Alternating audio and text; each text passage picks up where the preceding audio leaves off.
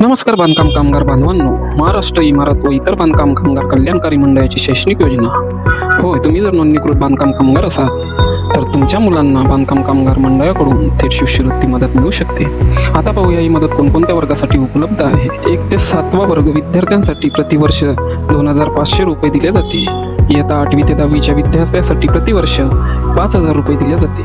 इयत्ता 10वी व 12वीमध्ये किमान 50% किंवा अधिक गुण प्राप्त झाल्यास त्या विद्यार्थ्यांना 10,000 रुपये शिष्यवृत्ती दिल्या जाते. इयत्ता 11वी व 12वीच्या शिक्षणासाठी प्रति शैक्षणिक वर्ष रुपये 10,000, अभ्यासक्रमाकरता प्रतिवर्ष 20,000पर्यंत, तसेच वैद्यकीय पदवीकरता प्रतिवर्ष 1,00,000, अभियांत्रिकी पदवीकरता प्रतिवर्ष 60,000ची शिष्यवृत्ती दिल्या जाते. तसेच शासनमान्य पदविकेसाठी प्रतिवर्ष शैक्षणिक वर्ष 20,000, शासनमान्य पदव्युत्तर पदविकेसाठी प्रतिवर्ष रुपये 25,000.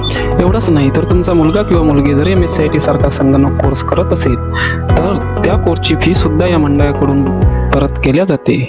फक्त अट एवढीच, तुमचा बांधकाम कामगार म्हणून नोंदणी क्रमांक सक्रिय असावा. म्हणून तुमच्या मुलांच्या शिक्षणासाठी सरकारने दिलेली ही सुवर्ण संधी नक्की घ्या.